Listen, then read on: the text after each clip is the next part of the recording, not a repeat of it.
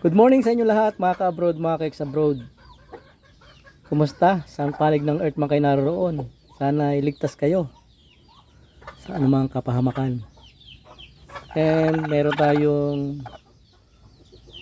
munting good news sa inyo. Dahil relax na, relax. Hindi ikaw ang bida dito. Dahil meron na tayong maliliit na ducklings. Nagpisa na yung itlog nitong ating pato. 8 itlog ito na ating pinalimliman. Hindi ko lang alam kung ilan ang napisa at ilan pa ang mapipisa. Sana mapisan lahat para madagdagan na yung ating mga alagang pato. Akala ko hindi na siya mapipisa kasi ang tagal na eh. Yung kasabayan nitong mga itlog ng manok eh malalaki na yung mga sisiw. Pero ganun at ganun pa man ay pasalamat dahil nakapagpisa na siya. Ang tapa nung inahin ng pato. Naluluka siya. Kaya lang natin siya, huwag na natin siyang galawin.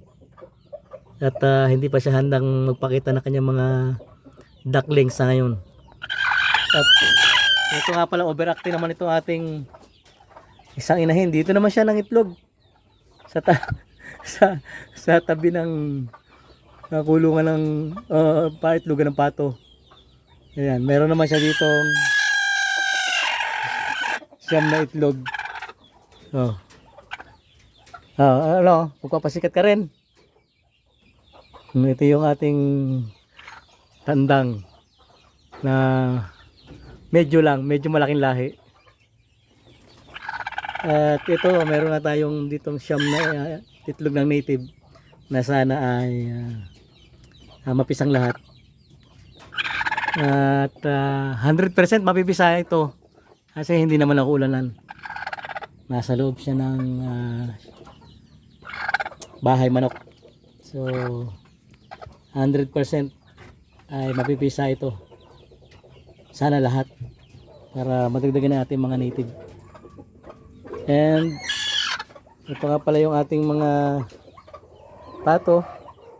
Naghihintay sila na mapatuka ngayon. Pero napatukan natin to kanina.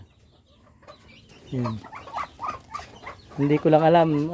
Tingin ko itong dalawang ito saka ito ay lalaki at yun lang isang yan ang babae.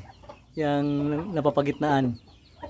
Yan lang wari ko ang babae. So pag napatunayan natin na puro lalaki yan, yung dalopang yan ay either papalitan natin o babawasan natin para naman hindi tayo lugi sa patuka.